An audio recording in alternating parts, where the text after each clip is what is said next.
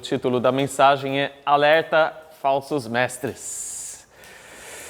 Bom, nós estamos vivendo em tempos que a gente precisa estar mais vigilante e a gente vai ver que sempre teve, né, esse problema.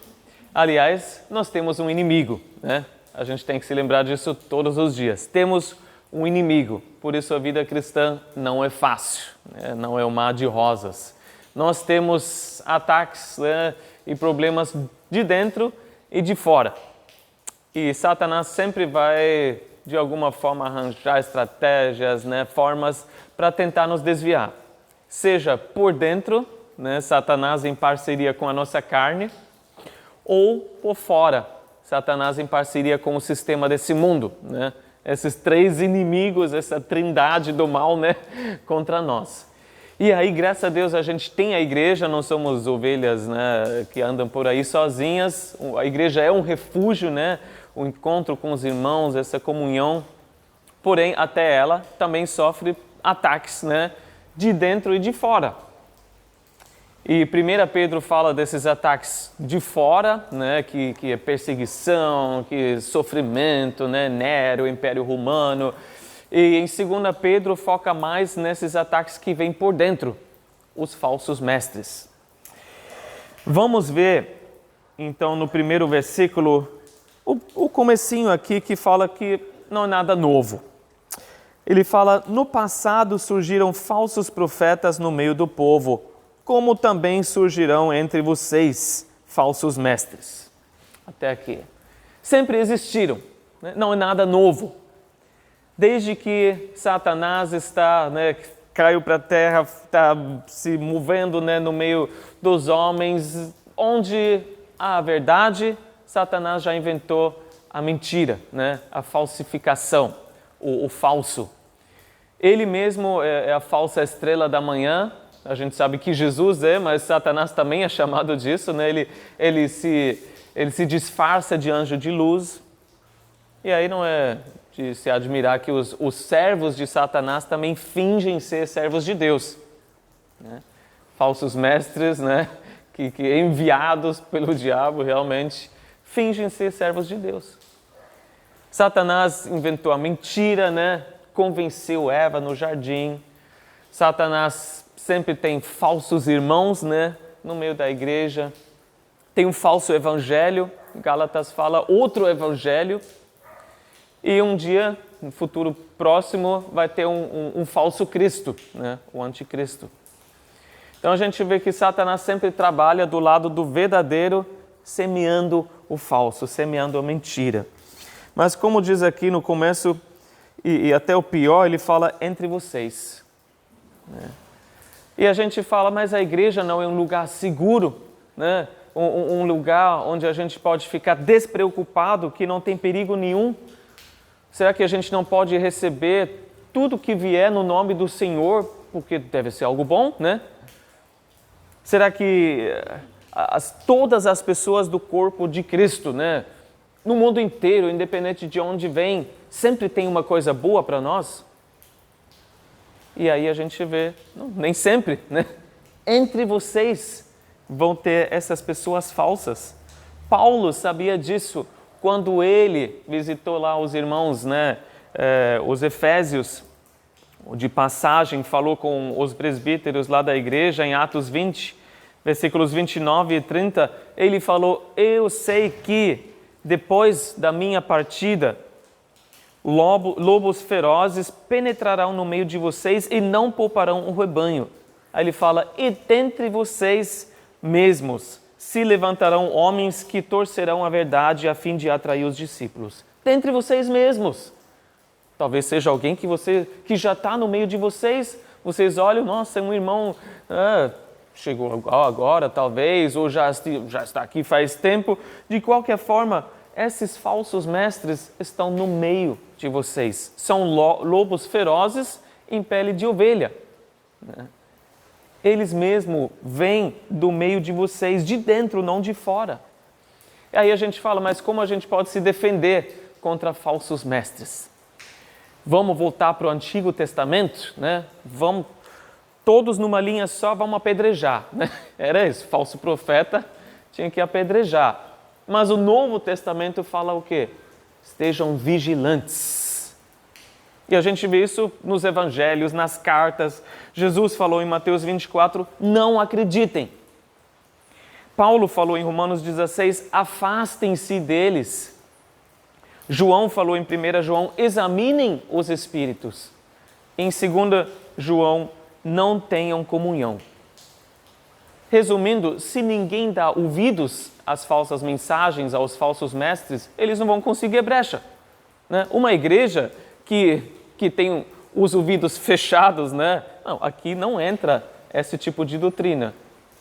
Esses falsos mestres vão passar. E mesmo se surgir dentro desse corpo, né, alguém assim, facilmente vai ser detectado. E essa é a estratégia de Pedro, né? 2 Pedro 2. Além de se afastar, não ter comunhão, vamos expor as características para poder detectar o falso, né? Os falsos mestres. Porém, não é a estratégia número 1. Porque a carta de 2 Pedro também não começa assim. Tem um capítulo anterior que fala quem nós somos em Jesus. O que Jesus já fez. Esse é o principal, né? Essa é a forma principal que a gente tem que seguir. Conhecer a verdade. Conhecer o que Jesus já fez por nós. E o ataque é a melhor defesa, como dizem, né? O que a gente precisa mais? Ir para frente, ensinar mais a verdade, conhecer mais a verdade, saber mais quem nós somos de fato em Jesus. E aí, com facilidade, a gente vai detectar o falso quando vier. A gente precisa ser mais expert em Jesus do que nas seitas, nas falsas doutrinas, né, nas tendências dessa era. É bom saber, e Pedro colocou aqui quais as características, mas a gente precisa saber mais de Jesus e estar com Jesus do que a respeito dessas coisas falsas.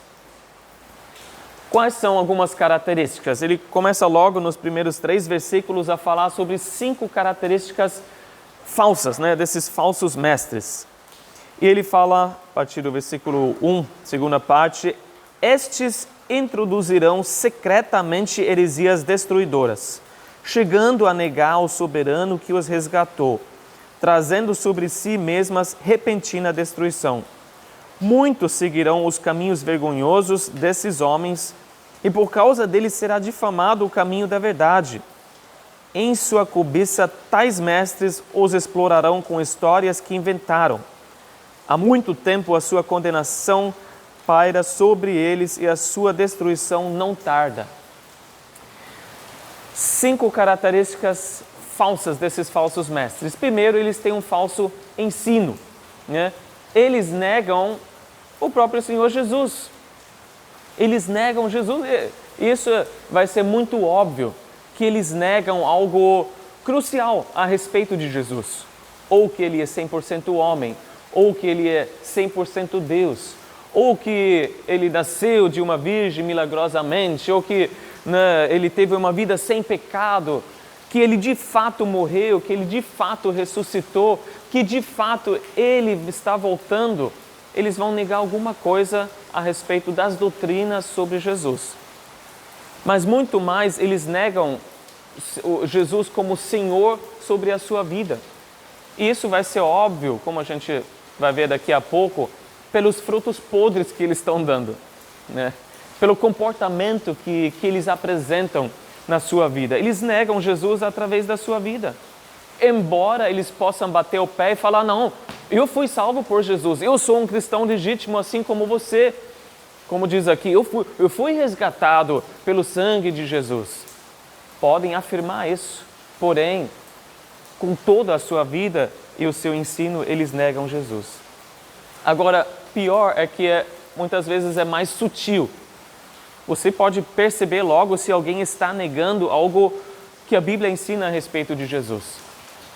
Mas heresias, essa palavra, bem antigamente, só significava você tomar uma decisão.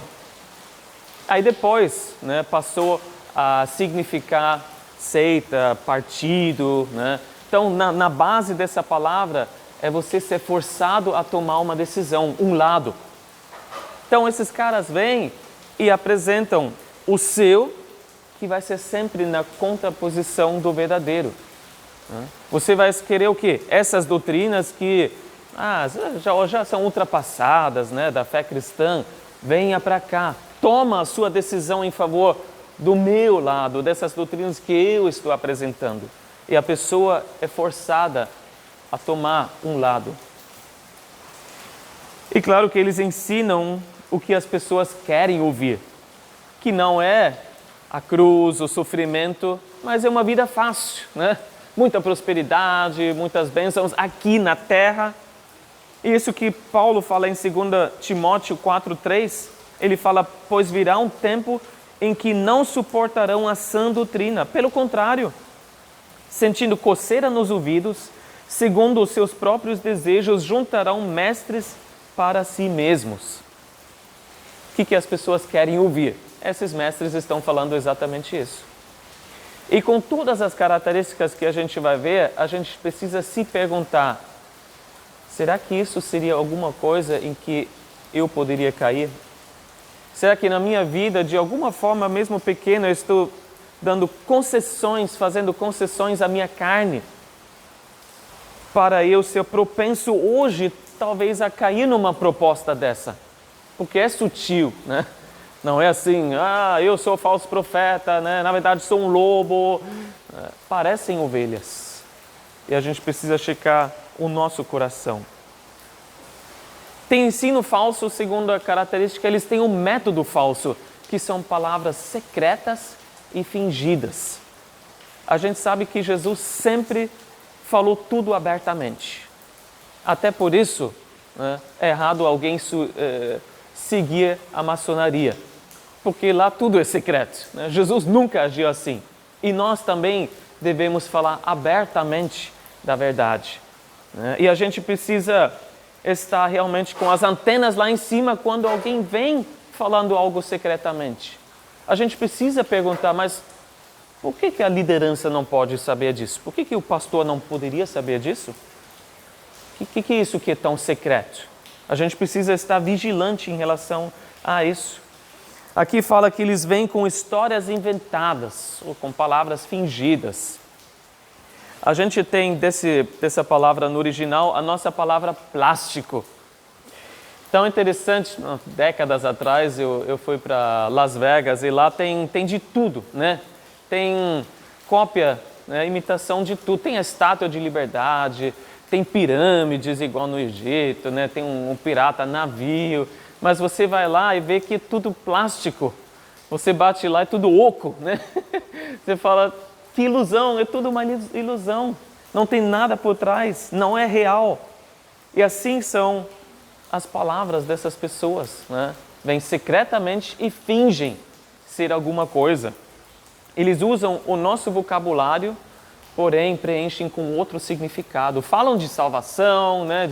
de santificação, de iluminação, só que para eles, no dicionário deles, quer dizer outra coisa.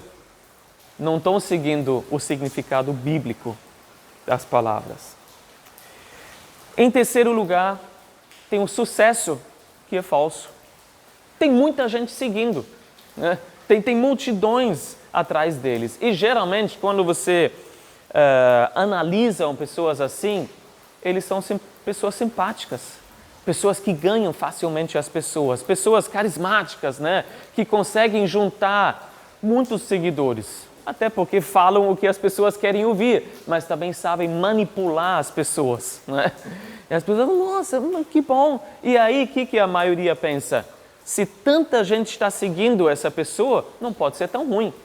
Então, olha, tem mais de 1 milhão no Instagram, né? E hoje em dia é fácil você conseguir vários seguidores pelas redes sociais. Mas isso não quer dizer necessariamente que é um sucesso, né? Multidões não quer dizer necessariamente que é algo de Deus, que vem de Deus, que o Senhor está por trás. Mateus 7,13, Jesus falou, larga é a porta e amplo o caminho que leva à perdição, e são muitos os que entram por ela. Multidões não são necessariamente um sucesso verdadeiro. Quarto lugar, uma característica que é bem mais óbvia, que são frutos falsos. Aqui fala de caminhos vergonhosos. Assim como a sã doutrina na vida de alguém leva a produzir frutos bons e saudáveis na vida, a doutrina errada, a heresia, também leva a ter frutos, mas podres, doentes. A pessoa vai estar doente espiritualmente. E quais os frutos desses falsos mestres? Sensualidade, libertinagem, satisfazer a própria carne, E eles usam a igreja ou o ministério como disfarce para isso. E o pior, que os seguidores, às vezes sem perceber, porque tem essa permissão de viver assim, se tornam imitadores. Aí você chega numa igreja assim, que já está tomada por esses falsos mestres, aí chega um casal e fala, pode sexo antes do casamento, pode morar junto sem casar, a gente já queria mesmo, aqui é o nosso lugar onde a gente vai se sentir à vontade. E aí, o caminho, a fé é difamada porque Jesus é representado de forma errada. E assim, os seguidores, se tornando imitadores, acabam difamando Jesus e a fé. Quinto lugar, eles têm um falso motivo, que é a cobiça. Eles só pensam em tirar dinheiro das pessoas, só se enriquecer, e exploram pessoas fracas e ignorantes. Com as suas manipulações, conseguem tirar dinheiro do bolso do povo, oferecendo também tudo que tem, por alguma razão, tem pessoas que compram as mercadorias absurdas, desnecessárias que são oferecidas, aquele objeto ungido por um óleo tal, aquele objeto trazido lá de Israel, aquela coisa lá que foi consagrada no monte. E, às vezes, para os mais intelectuais, estudados, que jamais cairiam numa fraude dessa, aí são os cursos, são as palestras, são os vídeos, os livros e tudo mais que essas pessoas produziram. É isso que você precisa. Se não tiver o meu nome ali como autor, nem compra, Mas eu tenho um pacote aqui promocional de todos os meus livros pelo preço X, Se você adquirir agora, você vai ver como a sua vida vai se transformar. E assim vai. Cobiça. E aí a gente fala, Deus, o Senhor não está vendo? O Senhor não vai fazer nada? Vai fazer sim, O juízo está garantido. Tanto o juízo desses homens como a salvação, a libertação daqueles que são do Senhor. Então, vai acontecer assim. Ninguém vai ser poupado que age dessa forma. Vamos ler os versículos de 4 a 9. Pois Deus não poupou os anjos que pecaram, mas os lançou no inferno, prendendo-os em abismos tenebrosos, a fim de serem reservados para o juízo. Ele não poupou o mundo antigo quando trouxe o dilúvio sobre aquele povo ímpio, mas preservou Noé, pregador da justiça, e mais 7 pessoas.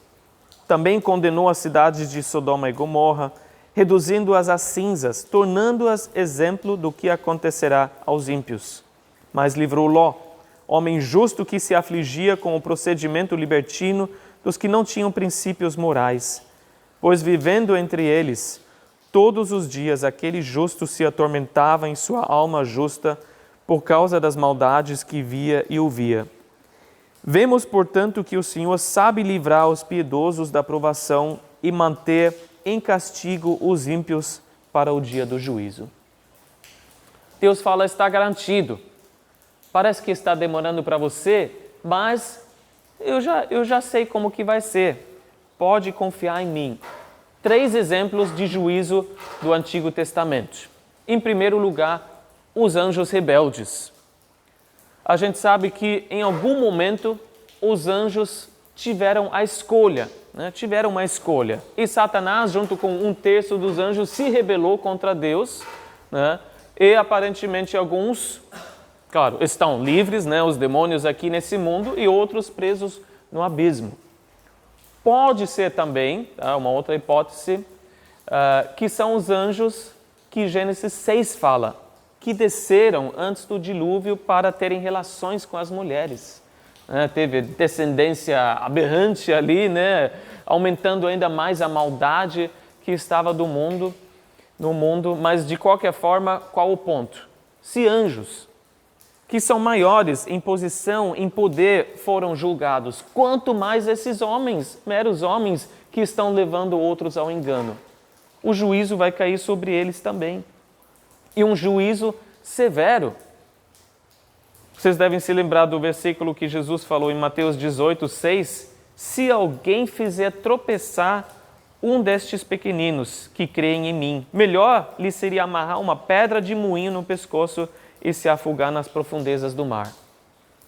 Assim como esses anjos que rebeldes, né, estão nesses lugares tenebrosos, é isso que está sendo reservado para os falsos mestres também. Então, os anjos, em primeiro lugar, é um exemplo. Segundo exemplo, o mundo na época de Noé, que a gente já sabe era muito parecido com o nosso mundo. Um aumento muito grande da população mundial, né? Podemos imaginar que também foram bilhões, né, de pessoas naquela época já se multiplicaram tanto. E Gênesis 6:5 nos fala: a inclinação dos pensamentos do seu coração era sempre e somente para o mal. Talvez, de certa forma, um pouco pior, porque podemos afirmar que lá havia 99,999999% de falsos mestres, né?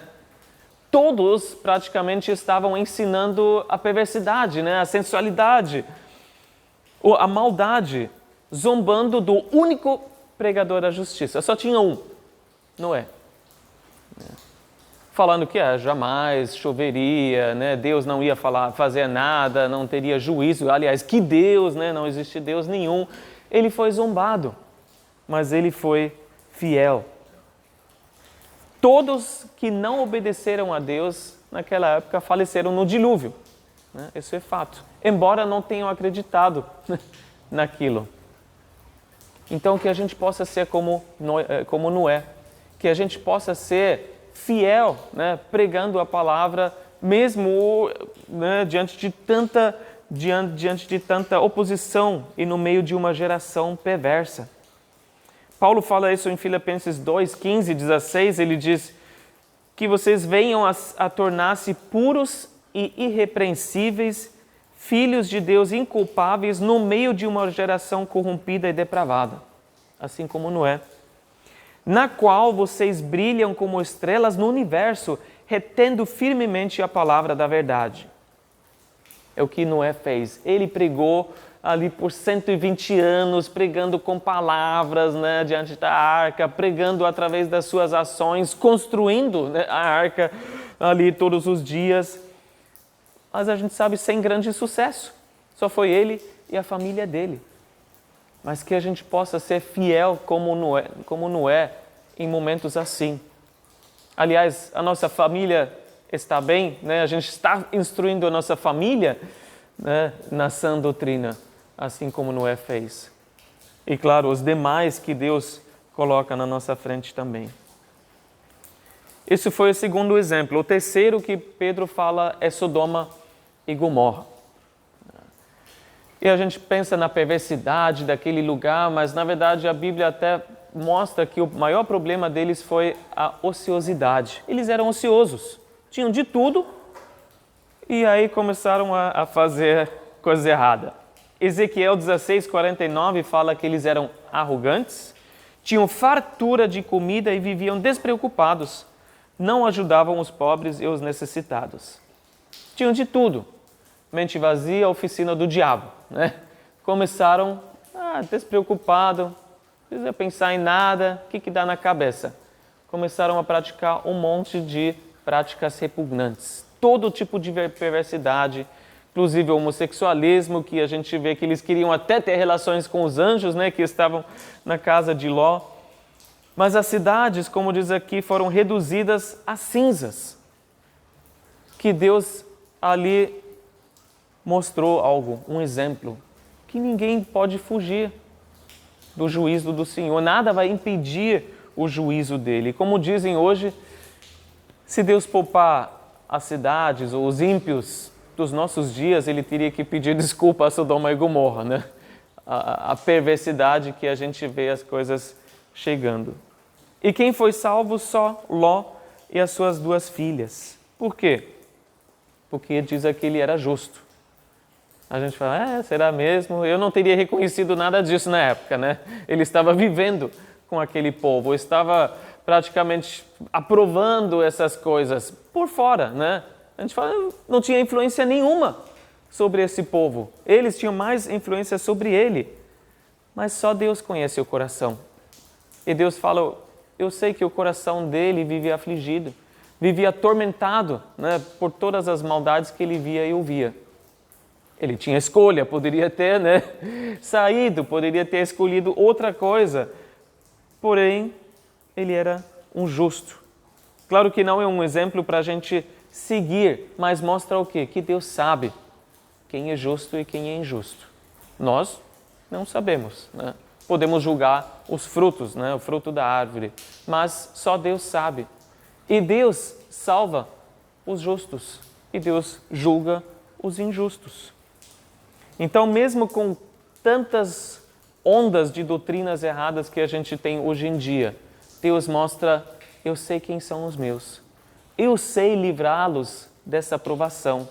Eu sei protegê-los, né?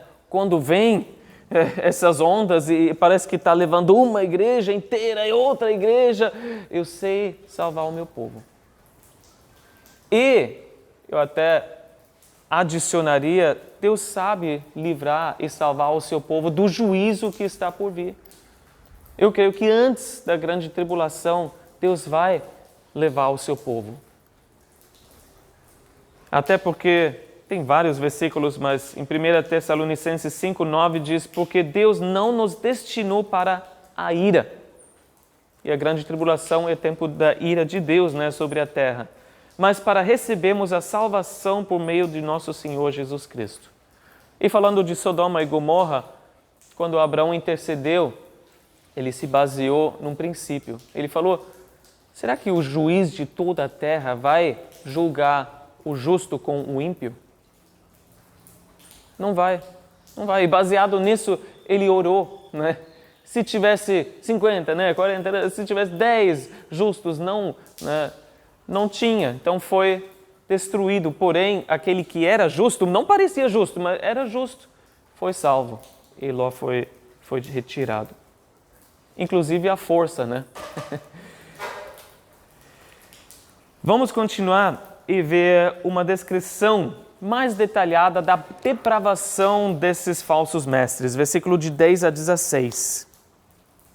Aqui fala, né, que ele mantém o castigo os ímpios para o dia do juízo, especialmente, versículo 10, especialmente os que seguem os desejos impuros da carne e desprezam a autoridade. Insolentes e arrogantes, tais homens não têm medo de difamar os seres celestiais. Contudo, nem os anjos, embora sendo maiores em força e poder, fazem acusações injuriosas contra aqueles seres na presença do Senhor. Mas eles difamam o que desconhecem e são como criaturas irracionais, guiadas pelo instinto, nascidas para serem capturadas e destruídas.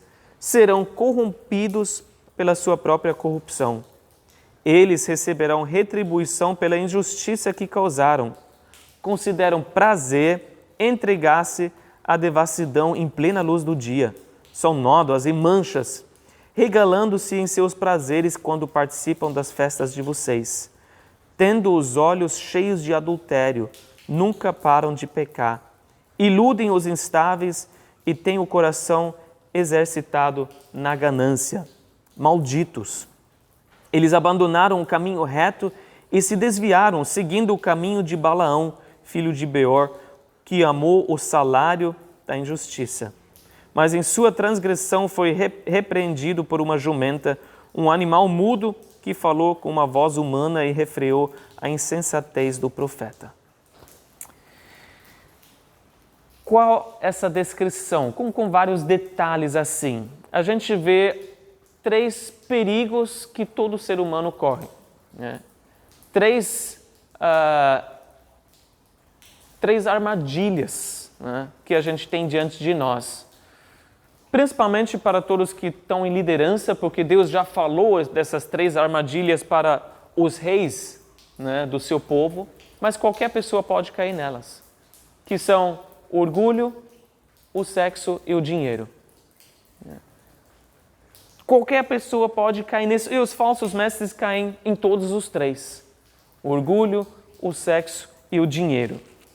No começo desse trecho a gente viu do orgulho deles, que eles desprezam as autoridades. Essas pessoas não pensam 2 vezes em falar mal de pessoas que estão numa posição de autoridade. Por quê? Porque eles se consideram acima de todos, né? Melhores de todos. Só nós temos a doutrina correta, né? Esses outros não. E aqui diz que eles até difamam seres celestiais, né? Esquecem com quem estão lidando. Atrevidos, ousados, vamos falar abusados, até levantam acusações contra Deus, contra os seus anjos, né? E não sabem com quem estão lidando. Desafiam o que não conhecem, diz aqui. Os anjos que são maiores em poder, né, em posição nesse momento, e quanto mais Deus Todo-Poderoso. E aqui diz, nem os anjos de Deus fazem isso. Nem os anjos poderosos pensam em fazer diante de Deus uma acusação dessa. Mas esses arrogantes fazem sim. Em Judas, aliás, bem parecido com esse capítulo 2, né? Pedro e Judas lutando contra o mesmo tipo de gente. Em Judas, versículo 9, fala: contudo, nem mesmo o arcanjo Miguel, quando estava disputando com o diabo acerca do corpo de Moisés, ousou fazer acusação injuriosa contra ele, mas disse: o Senhor o repreenda. Deixa para o Senhor, né? Arcanjo Miguel, aquele que vai lutar contra Satanás, assim, aquele que está, né, no topo dos... Não falou nada, não acusou. Mas esses arrogantes, sim. Aí diz que eles agem como animais irracionais. Realmente não têm noção do mundo espiritual, né? Não tem noção do que está por trás, né, desse mundo que a gente vê. E ainda agem segundo os seus instintos. E aí nos leva para o segundo ponto, o segundo perigo, os instintos, os desejos carnais, o sexo. Primeiro, orgulho, segundo, o sexo. Aqui fala desejos impuros da carne. E talvez esse seja o fruto mais visível, né, da vida deles. Que eles se entregam à carne de uma forma que não tem volta. Que eles mesmos são tão corruptos que eles estão presos nessa corrupção. A corrupção toma conta deles, fala que eles nunca param de pecar. Às vezes visivelmente para as pessoas, às vezes de forma invisível, né? As pessoas não percebem, talvez só depois quando aquele escândalo, né, explode e todo mundo acaba sabendo, né, daquele caso que aquele mestre teve com, sei lá, que mulher. Às vezes quando a pessoa já morreu, né, já faleceu, de repente surge uma coisa assim. Eles perderam a noção tanto que eles satisfazem a carne em plena luz do dia. E a gente vai ver cada vez mais, né, dessa satisfação da carne em plena luz do dia. Aliás, hoje em dia, né, nesse tempo, existe isso também. Os cristãos pulando o carnaval, né, e estão à plena luz do dia. Mas pior, que eles participam da comunhão da igreja, estão nas festas de vocês. Que era a festa ágape, quando a igreja se reunia para comer junto, né, para ter comunhão junto. Ele fala, são manchas ali, são a sujeira que está no meio de vocês. Eles vêm para iludir pessoas ignorantes através da sua vida luxuosa, falando, segue a gente que vocês vão estar bem, né? Segue a gente que você vai ter uma vida assim top, igual a gente, né? Vivendo como a gente vive. E talvez pior ainda, olhos cheios de adultério. Um olhar sexual, carnal para as pessoas, para quem eles deveriam ministrar, né, e servir. E não só mulheres, mas falando de Sodoma e Gomorra, a gente pode incluir homens, crianças, né? Como a gente deve olhar para outras pessoas? No corpo de Cristo, a gente deve tratar os mais velhos como pai e mãe. A gente deve tratar as pessoas mais novas ou da mesma idade como irmãos. É a minha irmã, é o meu irmão que está ali. Mas isso é preocupante, esse olhar que às vezes a gente percebe, às vezes não percebe. Porque como a gente trata, mas ainda se a igreja é maior, né? Como a gente trata as pessoas que servem na igreja? Será que a gente tem alguma forma para avaliar as pessoas que estão ali servindo as crianças no ministério infantil? Será que esses têm um olhar de adultério, né? Um olhar de sensualidade para com as crianças? Aqueles que fazem visita nas casas, que vão sozinhos ali ministrar, talvez para alguma mulher. Aqueles que fazem aconselhamento. A gente precisa estar muito atento e vigilante em relação a isso, porque já aconteceu e sempre acontece. 2 Timóteo 3,6 fala: são estes os que se introduzem pelas casas e conquistam mulherzinhas sobrecarregadas de pecados, as quais se deixam levar por toda espécie de desejos. Por isso eu falo, vamos checar o nosso coração. Será que a gente está propenso a algum perigo desse? Aí vem alguém, né, com uma proposta dessa e a gente acaba caindo. Em terceiro lugar é o dinheiro, né, a ganância deles. Eles escolheram o caminho errado, assim como Balaão. Balaão, muito interessante a história dele, né? Foi convidado a amaldiçoar o povo de Israel, né? Primeiro falou, não vou, né? Não vou. Mas ele acabou aceitando esse pedido de amaldiçoar o povo de Deus. Por quê? Quando a proposta chegou a um valor que estava aceitável para o coração dele, né? Quando chegou mais príncipes, né? Mais, sei lá, coisas luxuosas, né? Pedras preciosas, uma oferta melhor, aí mudou a mente dele, aí que ele foi. Ele não conseguiu amaldiçoar o povo, né? Só podia abençoar, e Deus teve que usar até uma jumenta, né? Para repreender e falar com ele, chamar a atenção dele. Porém, o que ele fez depois? A Bíblia fala que ele foi tão astuto que ele deu uma ideia para os moabitas, né? Aquele povo da época que queria amaldiçoar o povo de Israel, que era maldita, né? Uma estratégia maldita. Que ele falou, convidem eles para participarem das festas de vocês, se misturem com eles. E assim a Bíblia fala, Israel foi seduzido.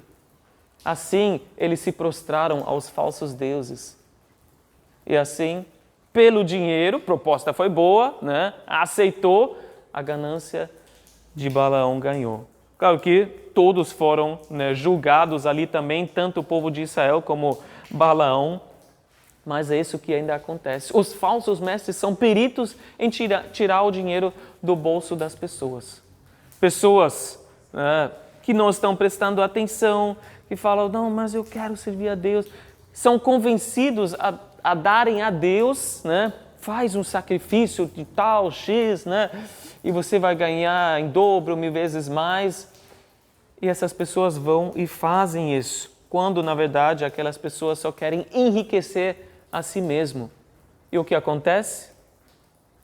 O povo acaba se prostrando diante dos mesmos ídolos que esses falsos mestres seguem, que é o mamon, né? o dinheiro.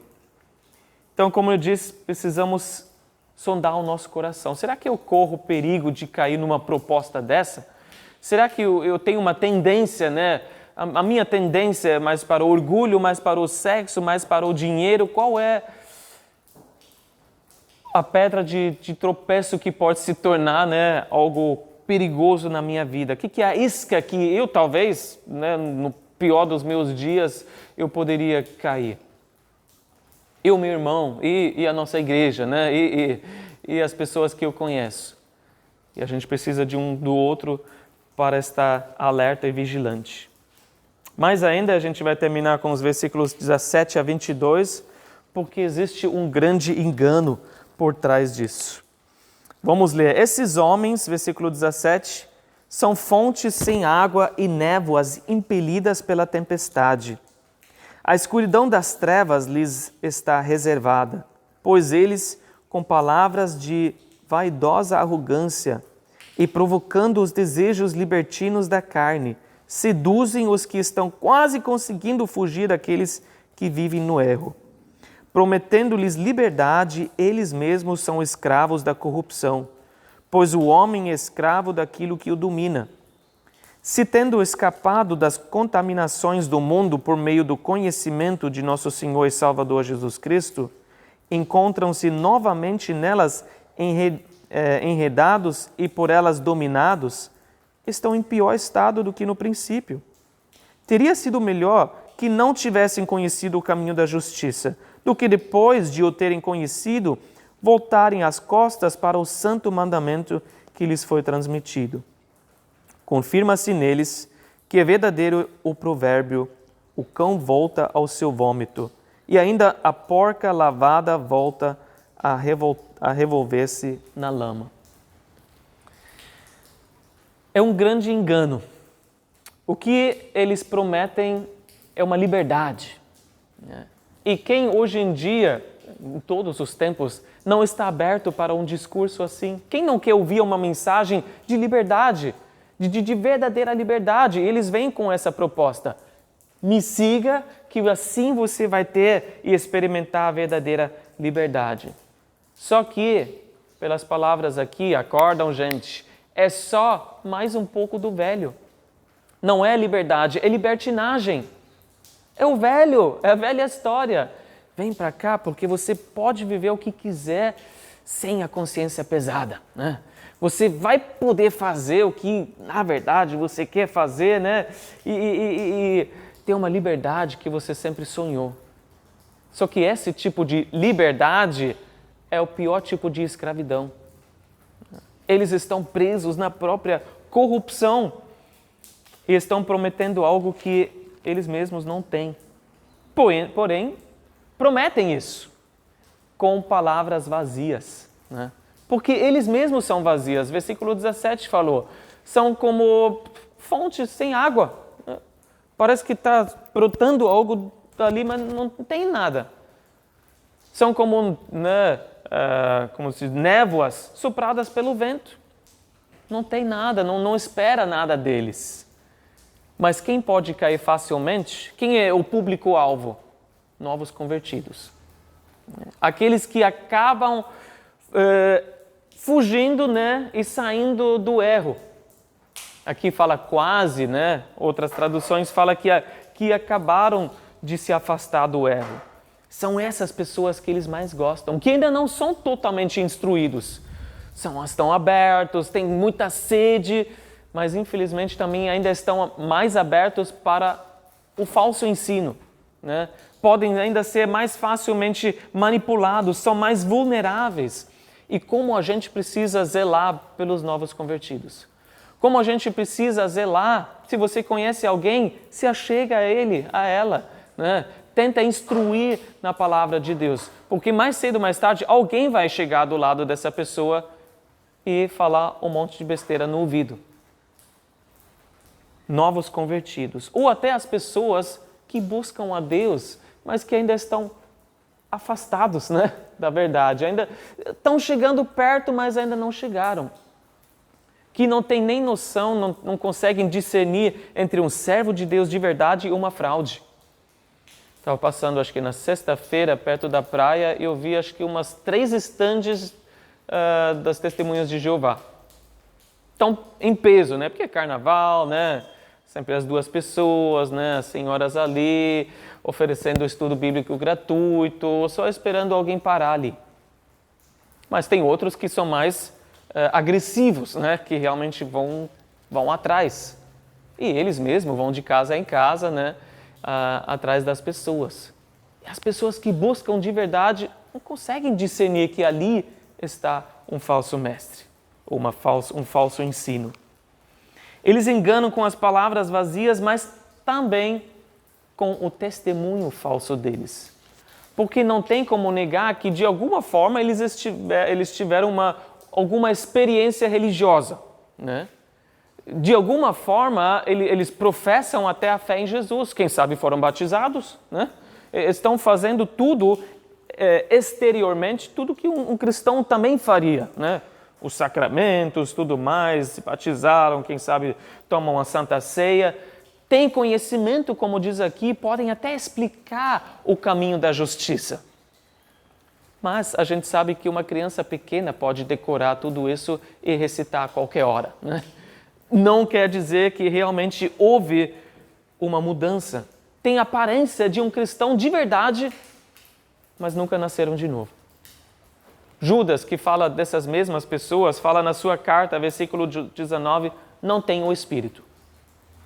Se não tem o Espírito, quer dizer que não são cristãos nascidos de novo, cristãos de verdade. E aí Pedro pega o gancho e fala, a gente olha para eles e vê, é pior voltar para a vida antiga depois de conhecer a verdade em Jesus. É pior você ter conhecimento, porque mais conhecimento é a maior responsabilidade. O que você faz com aquilo que você recebeu? E o mais triste ainda é uma pessoa que engana a si mesmo pensando que eu sou um cristão, né? Mas nunca nasceu de novo. Ela, de repente, acordar um dia e falar, eu nunca mudei. Eu ainda sou o mesmo por dentro, né? Eu tenho a mesma natureza ainda por dentro, a velha natureza, ainda sou um cachorro, um porco, né? Limpinho por fora, porque eu sei fazer os movimentos certos, mas na primeira oportunidade é como o cachorro que volta ao seu vômito. É como o porco, né, que na primeira oportunidade se joga na lama novamente. Cristãos de verdade receberam uma nova natureza. Isso que Pedro falou também nessa carta. Nós somos participantes da natureza divina. Nós temos novos desejos, novas vontades. Algo mudou. Nós não somos mais os mesmos antes. Nós éramos cachorros e porcos, mas hoje nós somos ovelhas. Hoje nós conhecemos o nosso pastor. Hoje nós ouvimos a voz dele. Hoje nós seguimos Jesus, o bom pastor. Nós somos ovelhas de fato. Então o que a gente não precisa mais é mais escravidão, né? É mais peso sobre os ombros. Mas, como Romanos diz, a gente precisa viver a gloriosa liberdade dos filhos de Deus. E esse é o nosso gancho também com Romanos 13. Não podemos premeditar como satisfazer a nossa carne. Porque vai ter pessoas que vão oferecer isso, né? Que vão dar essa proposta. A gente não deve tentar encontrar permissão na palavra de Deus para viver como a gente quiser. A gente não deve procurar pessoas com imposição de autoridade que afirmam que existe esse caminho, que até aprovam, né, ou encorajam esse mau comportamento, mas a gente precisa mais do verdadeiro, mais púlpitos que ensinam a palavra de Deus, né, que não abrem mão como não é. Mesmo que essa geração seja perversa, mesmo que todo mundo fale contra, é essa a palavra, é essa a verdade que nos liberta. É essa a palavra que a gente precisa ensinar, conhecer, viver, mesmo que dói na nossa carne, né? É mais irmãos que a gente precisa, não que, né, passam a mão, que dão tapa nas costas, não, siga, né? Mas que nos alertam. Não siga esse caminho, esse leva à destruição. Não faça isso, que desse jeito você está escolhendo algo que não agrada a Deus. Deus sabia que os falsos mestres viriam desde o começo. Deus sabe exatamente quem são e Ele nos alerta para a gente ficar vigilante nesses últimos dias, para poder lutar o bom combate. Que estamos vivendo em momentos em que vai ter aumento, né, do engano, do falso. E a gente precisa se agarrar no verdadeiro, no único, no nosso Senhor e Salvador Jesus. Amém? Vamos orar. Senhor Jesus, obrigado pela Tua palavra. Obrigado, Senhor, por preservar as Escrituras para nós, Senhor, que nós podemos ter elas nas nossas mãos, com todas as alertas, Senhor, com todas, Senhor, as instruções e descrições, primeiramente do verdadeiro, do correto, mas também do falso. Falsos profetas, falsos mestres, falsos cristos, Senhor, falsas ideias que as pessoas gostam tanto, porque vão de encontro aos desejos da carne. E a gente confessa, Senhor, que nós temos desejos carnais. Tu sabes, Senhor, exatamente toda a área com que a gente tem lutado, mas, Senhor, cada um que nasceu de novo de verdade também sabe e sente e tem o testemunho do Teu Espírito Santo que nós não somos mais os mesmos, que nós não seguimos, nem queremos, Senhor, viver aos desejos carnais, não queremos satisfazer a nossa carne, mas sim o Espírito. Queremos Te agradar, não queremos agradar aos homens, queremos agradar ao Senhor. Não queremos agradar a nós mesmos, Senhor, mas queremos agradar aquele que nos resgatou, que nos salvou, que nos purificou com Seu sangue. E nós Te louvamos, Te agradecemos, Senhor, pela novidade de vida. Senhor, pela maturidade de cada um, Senhor, pelo entendimento, Senhor, que cada um tem.